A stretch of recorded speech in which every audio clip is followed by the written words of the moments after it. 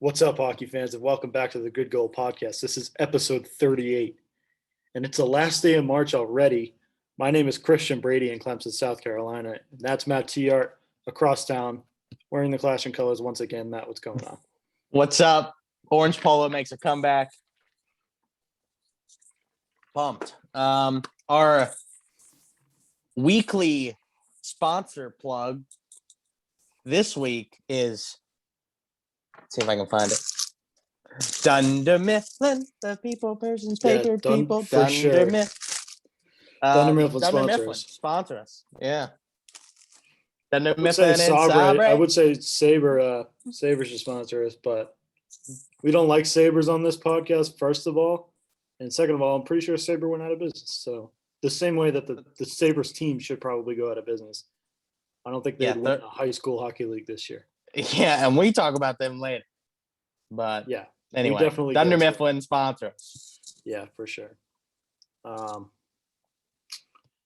a rainy day here, right, Matt. It's just kind of dreary all day. Also, I got tons of work to do. It's just like, I'm glad I get to do the podcast. So actually, for the first time all day, I get to talk about something I like. We played golf yesterday. I shot in the 80s for maybe the first time ever. So I beat Christian once again, thanks to my ridiculously high handicap. So life's good. Yeah, I don't even know how many strokes I give him, but I know it's more than 14, which is what I beat him by. So yeah. Busy month, April coming up. Shout out Pops, Mark Tiart's birthday, who is actually a sponsor of the podcast on the Mark Management. Yeah. His birthday is Friday. So wow. He turns 29 again. Good for him. So. Okay, let's get it going. Let's talk about Titletown, Boston, because the Boston Pride won the Isabel Cup. It just continued the streak. I mean, for my entire life, Boston has been the sports mecca, and it just continues. They beat the Minnesota Whitecaps 4-3 to win the NWHL on Saturday at Warrior Ice Arena. It's their second championship in the league's 5-year history, since they won the inaugural season in 2016. Just some record-setting moments in this tournament. All three of the playoff games had all-female officiating crews, and newly appointed Mayor Kim Janey, who is the first woman and the first Black mayor of Boston. She dropped the ceremonial first puck during the championship. The overall message from the league, from the players, from all the teams was this was an extremely difficult season. They had to go on multiple pauses for positive tests, but they managed to grow throughout it, and they're excited for the future. I think we can all agree with that. Hockey, we want to grow in every single direction, and that for sure includes the NWHL. So I'm happy that they had a successful end to their season. Yeah, I was rooting for the Minnesota Whitecaps. Yeah, I mean, hockey's growing anyway. The fact that someone like Austin Matthews came out of the middle of the desert in Arizona just means that the sport is growing. Women's sports is on the rise anyway. So when you combine women's sports on the rise, hockey on the rise, women's hockey double on the rise. So this is awesome. Yeah. Plus, Agreed. The women's, they have great names. They have great jerseys. Yeah. As far as the teams. So, yeah, I love the NWHL. And they're all such great personalities. We talked to, I don't know, no, we didn't talk about the Lamoureux twins, but I actually did like a mini project on them because they just recently retired. And they did like a vlog when they were in the World Championships. I don't think they did in the Olympics, but still it was cool. They definitely wear their emotions on their sleeves, which is, awesome. Whenever men's, I keep calling it the NMHL. Whenever the NMHL players do that, we love it, and we talk about it on the pod all the time. So when players can really have a personality outside of hockey, that makes it all the more interesting. For sure. Okay, let's talk about a little more hockey that is not NHL news. The Frozen Four of the NCAA is set. The two semifinal games will happen on April 8th at 5 and 9. And those two games are Minnesota State against St. Cloud State at 5 p.m. And then the UMass Minutemen will take on Minnesota Duluth at 9 p.m. Let's just talk about all these teams' routes. First of all, UMD, who won in no contest against Michigan in the first round, beat North Dakota 3-2 in the longest game in NCAA hockey tournament history. It went to 5 overtimes before UMD finally broke through and upset the favorites to win this tournament, despite the fact that UMD has won the last 2 times. I didn't get to watch the game, but I saw the highlights, and it just seemed electric. College hockey is the best, and all the attention goes on to college basketball, which of course I understand. But just watching college sports is such a different vibe, and you and I say this about NCAA football versus the NFL all the time. The cliche is that the kids care more, and I don't know if that's fully it, but it definitely makes a difference because I just find college sports so much more exciting some of the time. And college hockey is no exception. It's so fun to watch. Yeah, college sports in general is, to me, always better. Not only do the players care more, I think that's true. The environment, the fans, the people who, I'm wearing the shirt because my family has spent hundreds of thousands of dollars on an education. Like, there's so much more invested in college athletics. I don't know if hockey is the best example because hockey players not always, most of the time, wear their emotions on their sleeves. That's why they play the game. The best example, we talk about it every episode, is Gretzky going, "You're going to pay me that much to play hockey." But I mean, you see it in Miracle. Why'd you want to play college hockey? Like, it's so different. For the girls. So yeah, I watched the last 10 minutes of this game. North Dakota scored, I believe it was 2 6-on-5 goals to force overtime. And then I think Minnesota Duluth. I was flipping back and forth because I was watching Stipe get slept by the strongest puncher in human history, Francis Ngannou.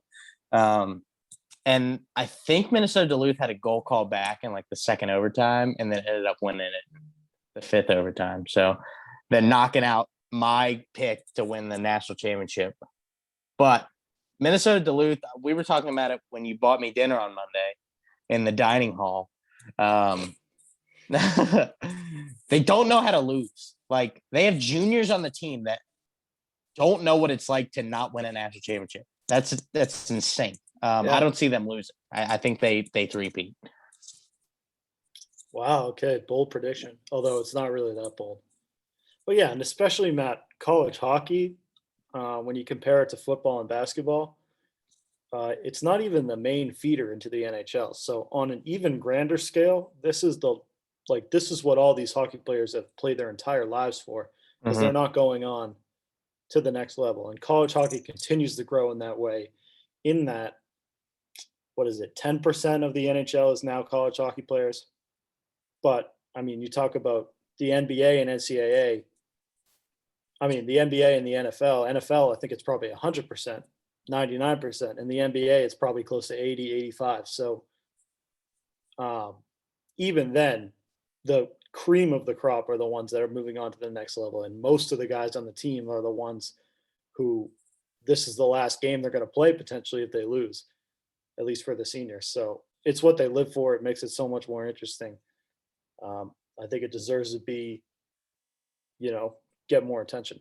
It's so fun to watch. Yeah, for sure. That's such a good point. Like, when you think about March Madness, I mean, the NBA draft's only 2 rounds. Like, when you think about March Madness, 68 teams start that tournament. You get 2 playing games. How many of those teams have guys that are going to the NBA? Like, maybe 4 of them. Like, when you think about it, the nation's leading scorer, Max Aitken, plays on Oral Roberts. No one heard of him until this tournament. So, like, that's even exaggerated more in hockey because you have the WHL, because you have the OHL, because you have the KHL, because, like, every other country other than us has a farm system or a academy system, whereas we have college.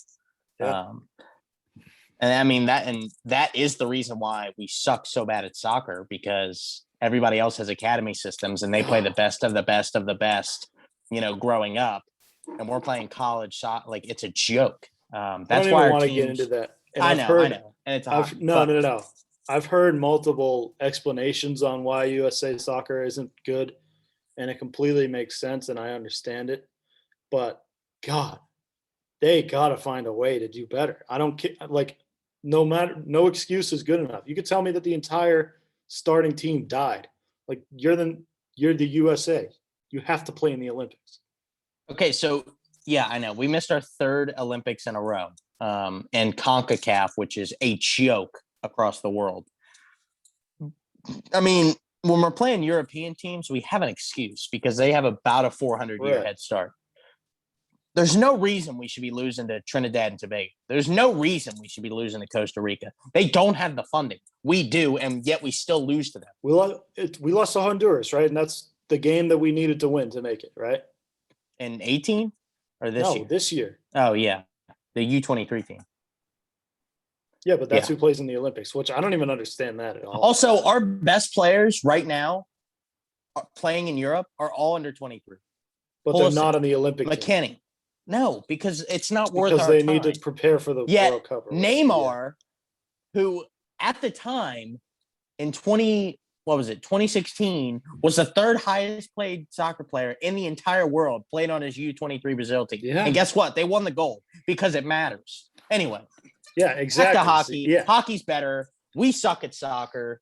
USA is winning the gold next February because NHL players are allowed to be in it. But imagine if NHL had the same mentality that the Olympics don't matter. We're worried about winning the Stanley Cup.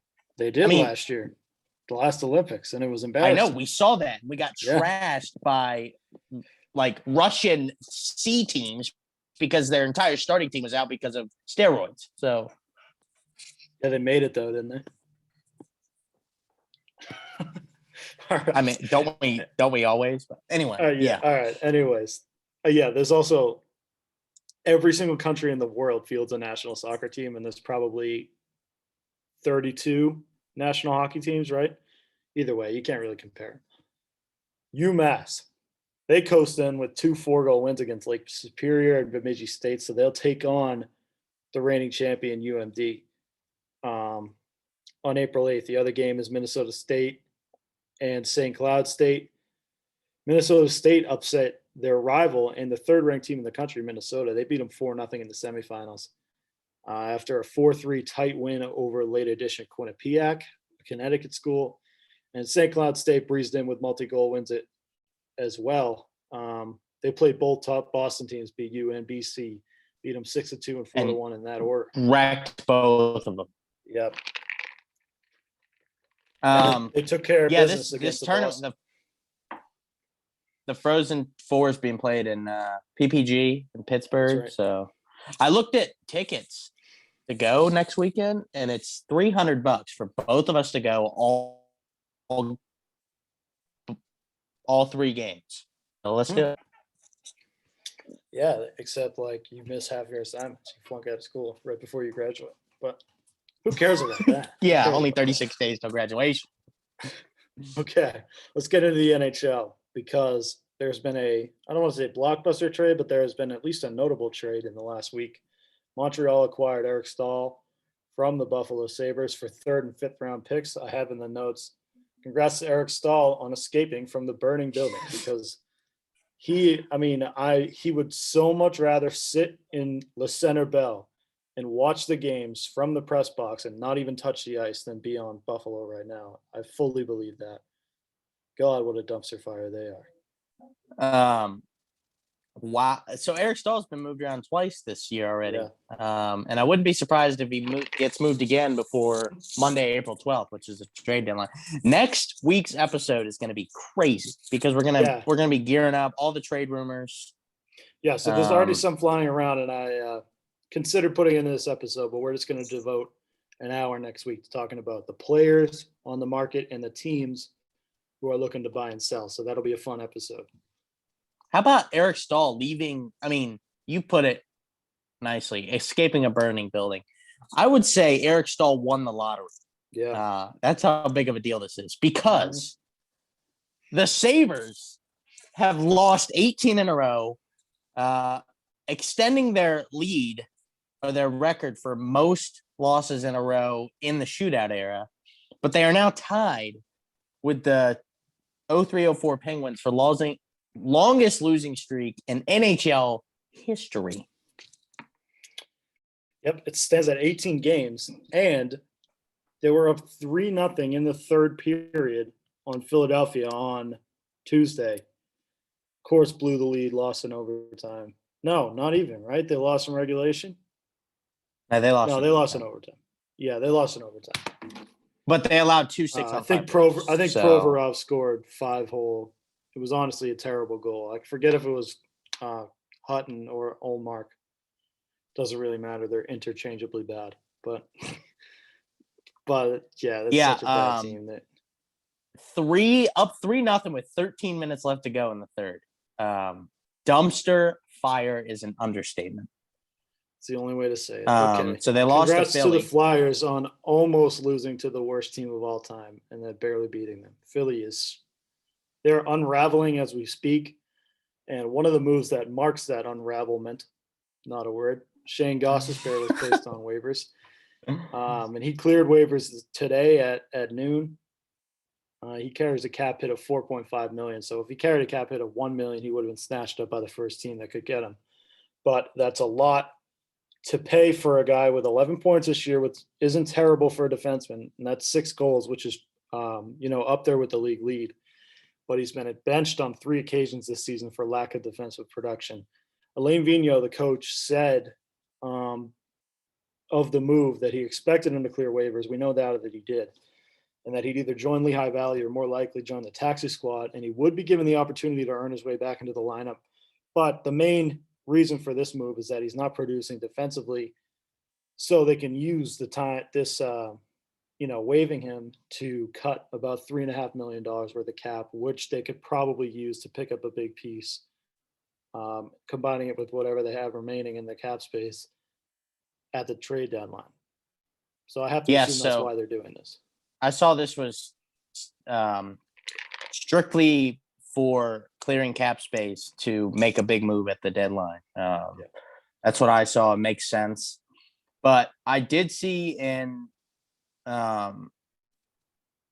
had to have been an NBC.com article about Gostisbehere's $4.5 million AAV is because he got paid a lot up front. So the remaining AAV on his he's got 2 years left would be 3.2.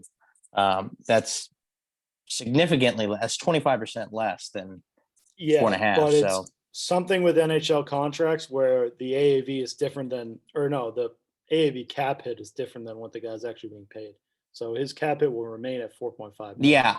But him himself was probably getting 7-8 million a couple of years ago, and he's now. But you got to think if he gets moved, Philly's going to retain some of his salary. So I like him. He was so good in college. And he's only 27 years old now, Matt. He's still a good puck moving defenseman. He got hurt a lot last year, but they said he's recovered well this year. He's showing flashes of his old self. He just can't put the defensive game together. Yeah, the whole team is struggling with that right now, right?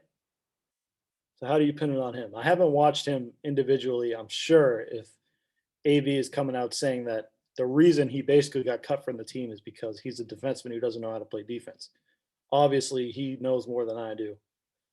But I have a hard time believing that he couldn't help another team right now. And if his cap hit were lower, I have no doubt that he would be somewhere else right now. Yeah, also, it's not that Vigneault saying lack of defensive production. He's not saying that about a guy who makes $850,000 a year. He's saying that about a guy who makes right now 4.5. So it's different. Probably if he were making $850,000, he'd be, the best defenseman on that team. You have different expectations. Value-wise, yeah. So, I like him. I hope he works his way back up. I wouldn't mind if another team picked him up. He's probably going to end up in Seattle. So I think with the NHL rules, which again are weird, I think in a month he's back on the waiver wire. And then after that, he is not an NHL player. Just the nature of his contract. He's not on an entry-level deal, so he doesn't have options. They can't keep bringing him back and forth. He's free to sign anywhere in a month, unless the team puts him back on the lineup. Yeah, it's different with COVID and the taxi squad. So, right. And I don't know the letter of the law on those I could rules, read it. so. I could read it all, and I probably still wouldn't understand it. But what I do know about it is, soon enough, teams are going to have the opportunity to pick them up at 1.8 million or whatever it is, rather than 4.5. So we'll see if anything changes at that point. Yeah. Okay. And after the deadline too, that's a big deal. Right. He could be traded as well, which is, we don't even want to talk about that yet, but he could definitely be a target. Okay. Panthers defenseman Aaron Ekblad is out 12 weeks. He underwent leg surgery. It looked like his knee, but obviously it's undisclosed. I don't know if you saw the video, Matt. He had an awkward-looking injury. He fell backwards, and his groin opened up, and his left knee sort of bended the wrong way. It wasn't a good bent the wrong way. English is hard. It's been a long day. Yeah, it's been a long day. Yeah, it's really awkward, scary. I guess hearing 12 weeks is good news because that puts him back in the lineup in the middle of playoffs, assuming there are no pushbacks at this point. But, yeah, it's a tough situation. 12 weeks. It's 3 months. So that's June. No, it's July. So that'll be during the Stanley Cup final if they're in there. Yeah, no way. Yeah, he comes back. That likely puts him out for the season. And he's been having a great year, and that's a good team, obviously, that plays well defensively. So tough news for the Panthers. We're hoping Ekblad does okay. He went on Twitter and thanked everyone for the well wishes. So it seems like he's in good spirits right now. Yeah, I mean, right now they're tied for the division lead. So that's such a tough. I mean, to me, he's their best defenseman. So, definitely. Yeah, that's tough. Okay, let's talk about Connor McDavid because he was fined $5,000, which is the maximum fine for a non-suspendable play. He elbowed Habs forward Jesperi Kotkaniemi. It was high, hard, late, born of frustration. There was no injury on the play. It wasn't direct contact to the head. I thought it looked vicious. Matt thought it looked rather innocent. I would think that, like you said, if Tom Wilson did this, it's 20 games for sure because it was probably a good 4 or 5 seconds late. I didn't say it was innocent. Yeah, okay. I said it wasn't that bad of a hit. Now, it was late, but I'm giving him the benefit of the doubt because it's the best, most talented player that's ever put on skates. So it's a little different. Ovi spearing that guy, he got nothing. If it were Tom Wilson, same thing. He got 5K. So same exact punishment. Yeah. If it were Tom Wilson, he would have been shot in front of the stadium. So it's like, but same thing with if it were Marchand, he would have gotten shot. So it's like, right. But I mean, we never see this from McDavid because he's usually just skating by everyone. Yeah, but I believe this is his first fine.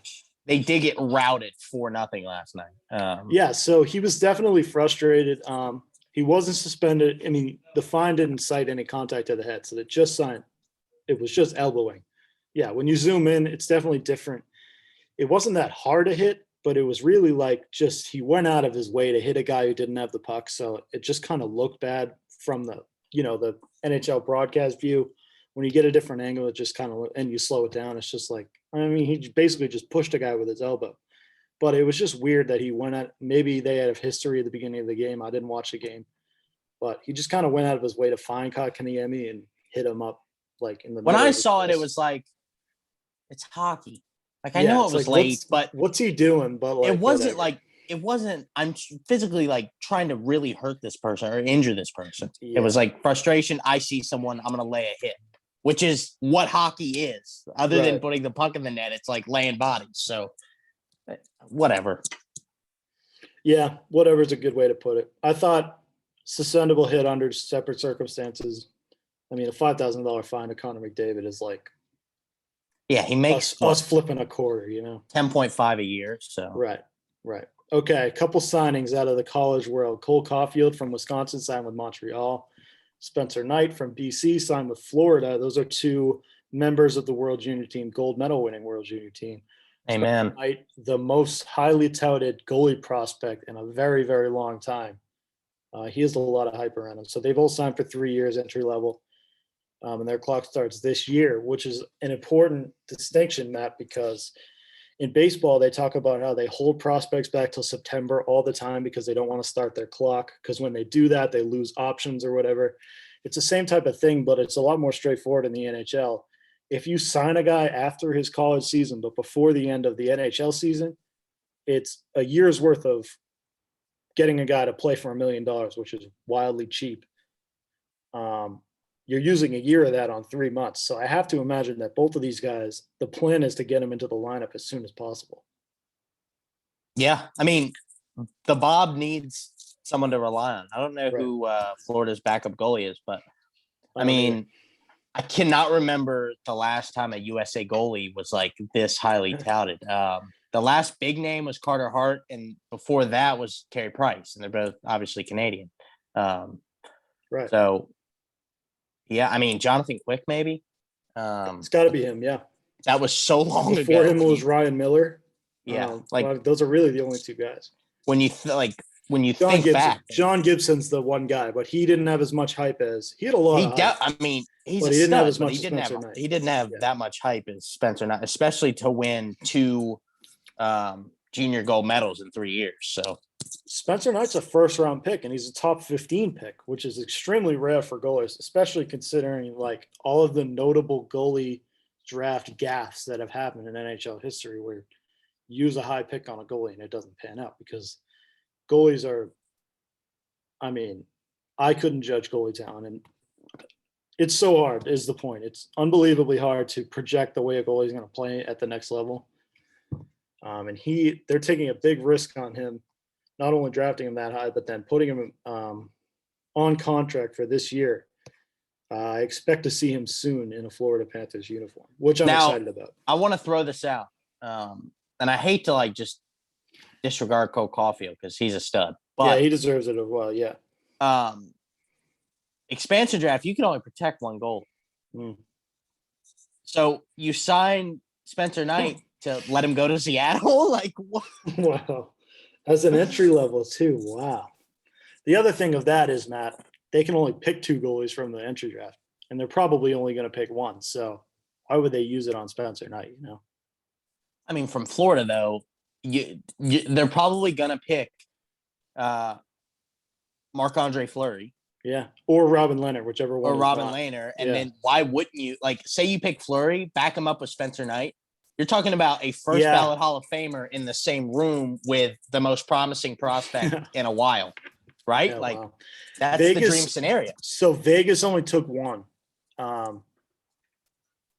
don't believe they expansion drafted Malcolm Subban. If they did, that was a huge mistake. It was a huge mistake. I think they just signed him. No, they got Colin Miller from you guys, right? Yeah, but Malcolm Subban hasn't been a Bruin for a while. He definitely wasn't at that point. Okay. So I think they just signed him off of an AHL squad. But yeah, that doesn't mean that Seattle might not use 2 of their 31 picks on goaltenders. They easily could. It's just it's interesting to think about. Yeah, definitely. Yeah, and Cole Caulfield, just to give him his due, he's expected to be in the lineup, I think, tonight. He's supposed to step in almost immediately. He was a stud at Wisconsin. He was great in the Montreal's playing well. He's a puck hound. He's so fun to watch because he's just a puck hound. He comes out of every single corner with the puck. Yeah, and he was great in the World Junior Tournament. So I'm excited for him at the next level.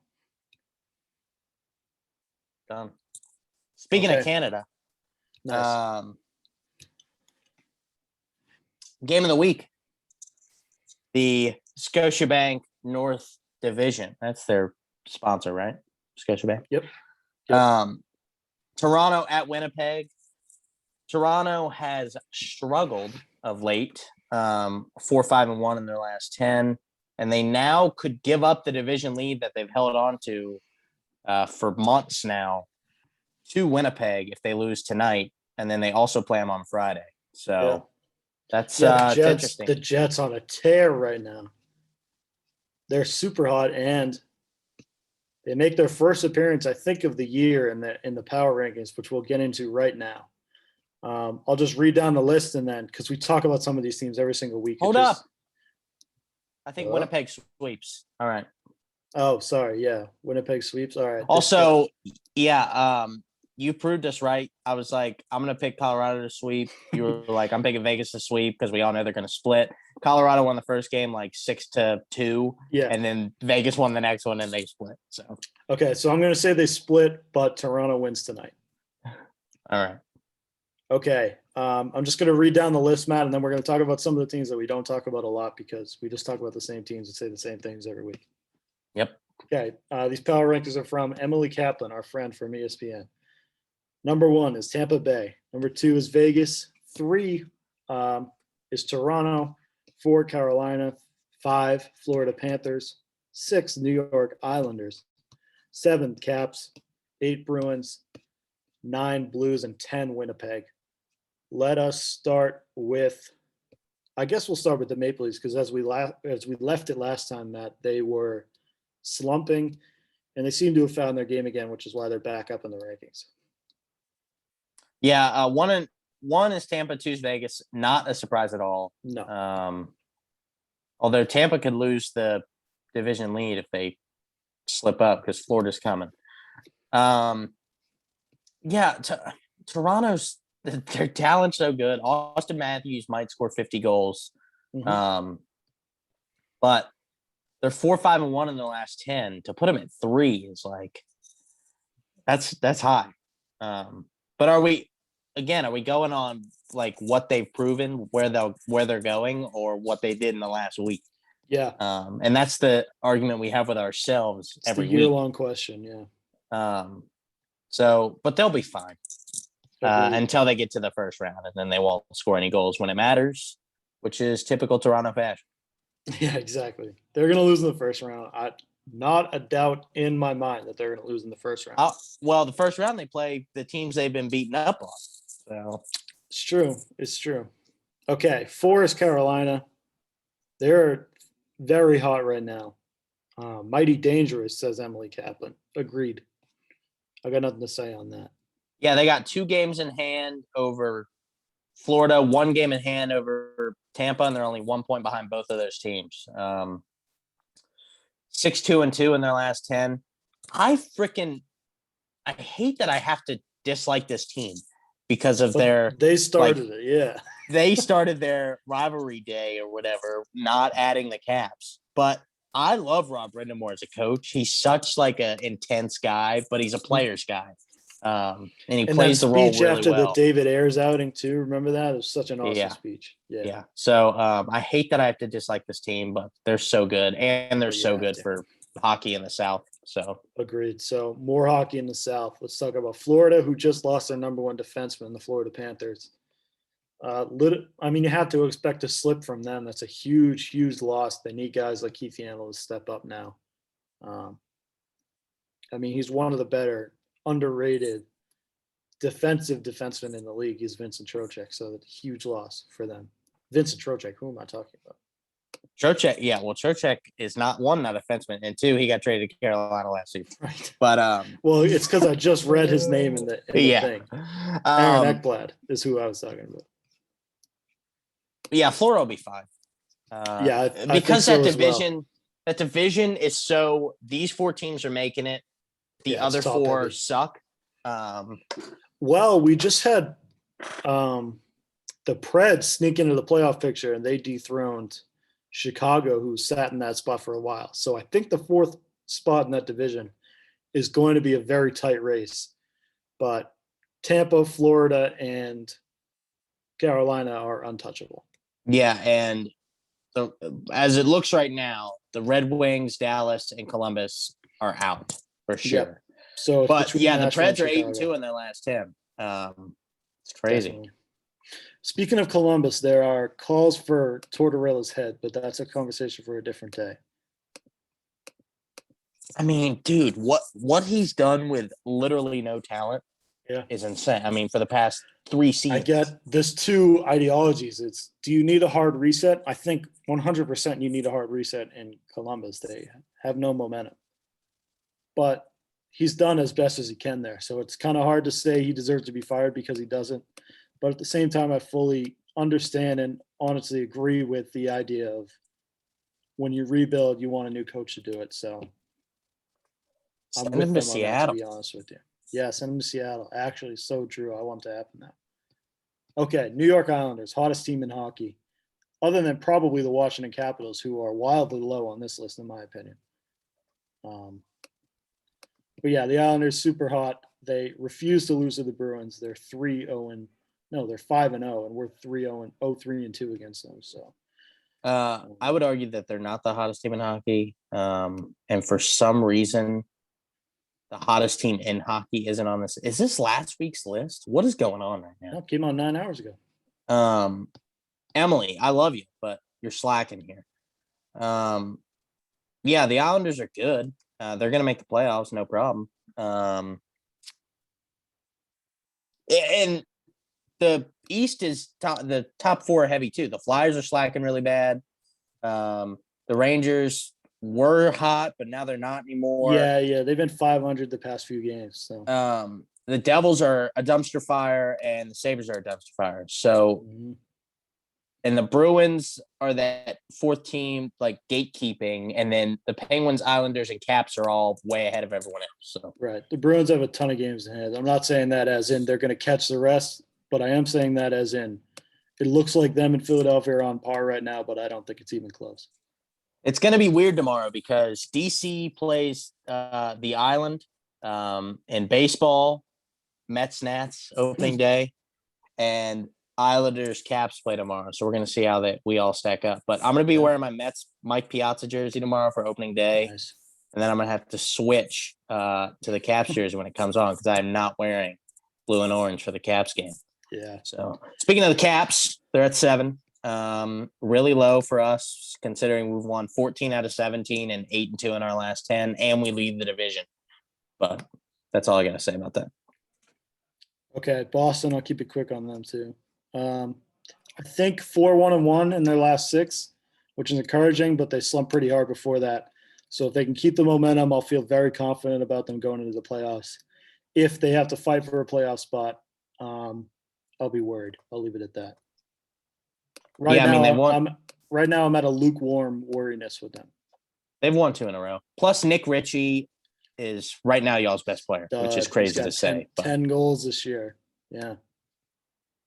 Okay, St. Louis Blues. Tarasenko's made a comeback.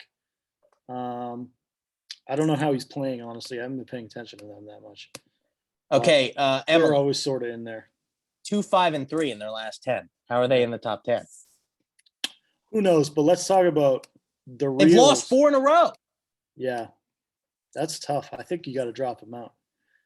Okay, let's talk about the team that's really making the most ground right now as we speak. It's the Winnipeg Jets, who tonight, after this episode releases, or during while this episode probably releases, they have a chance to pass Toronto Maple Leafs, who everyone assumed probably 2-3 weeks ago that they would run away and win that division by 10 or more points. But Winnipeg on a tear right now, and it's because they got rid of Patrick Laine. I will die on that hill. And I don't even hate Patrick Laine. I say this almost every episode. I don't hate Patrick Laine, but I think he stinks. All right. The one, I mean, I have a lot of criticisms about this list, but the biggest one is the fact that my claimed number 2 team didn't even make the top 10, and they're 8-0-2 in their last 10. The Colorado Avalanche are killing it right now. 22-8-4 in the season. I mean, they're only a point behind Vegas, who is put at 2. Yeah, it's crazy. I don't know what, Emily, I don't know what you're doing, but. And I usually like her list. I usually agree with them. She's typically pretty good. I don't know. Maybe she just like recycled the old list for this week. But I don't know, but Colorado should definitely be on that. And they also have. They should be up there too, I would say. Dude, they have the best goal differential in the league. Yeah. Even over Tampa. And they're 8-0-2 in their last 10. Come on, Emily. Yeah, so it's different issues with them than normal. They're getting scoring from all directions this year, but they got to defend better. All right, Sabres, Flyers. I don't think they even do have to defend better because they're playing great right now. Sabres, Flyers, puck drop 5 minutes ago, still 0-0. As we're talking right now, Jets, Maple Leafs tied at 0, puck drop 2 minutes ago. Come on, Philly. I want the Sabres to break the record. Everyone gets fired. Fire sale from that team. I need Eichel out of that prison. At the same time, though, yeah, okay, so maybe not Philly. I want the first win that the Sabres have to be against a team that really needs to win, you know? So, like, hopefully it's in, like, 20 games and somebody's fighting, like, clawing for a playoff spot and they absolutely have to win and they lose to a team that's lost 32 games. Don't eat your words because it's going to be right now the Bruins are in fourth and Philly is only – and we got to play them 6 times before the season's over. So, I mean, we get to play them 6 times because we should win all 6 games or at least 5 of them. But yeah, you said that yesterday on the way to golf. You're like, we get 6 free wins essentially. But I'm going to eat my words on that for sure. Oh, for sure. Philly's going to claw back. I think that's something. Need those wins. I think that's definitely something to think about when you talk about games in hand. It's a lot of these games in hand are against the worst team ever. Which they have to be in the conversation now, right? Dude, if they lose out, they're the worst team ever in a shortened season in a league that the 1974 Capitals existed. And the teams they're losing to are the ones they see every week. So they could try to develop a game plan on them, right? It's not like they're just driving around city to city being surprised by every team they get to. I do want to point out that they have 3 overtime losses during this losing streak. The longest losing streak without a single point still goes to the 74 Washington Caps at 18 or 17. So at least they've gotten 3 points in this losing streak. Oh, man. Okay. 9-1 in their last 10. Wow. That's all I got. If you would have told me that the Red Wings wouldn't be the worst team in the league at the trade deadline, would you have agreed with me? And you'd be so wrong if you said that too, because it's not even close. Dude, they're only 11 points out of the playoffs, and they suck. Which is so much too.